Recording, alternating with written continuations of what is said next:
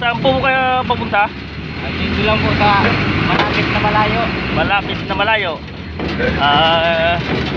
Malupit ito. O aray naman si Bob Edwin. Mga tropa pits natin. Ito na mga ojing. Ito ang sponsor namin. Anong masasabi mo, boss? Basta po palagi tayong always ready palagi. Anong feeling ng gwapo? Boss, may katanungan lang ako sa'yo. Anong feeling ng gwapo?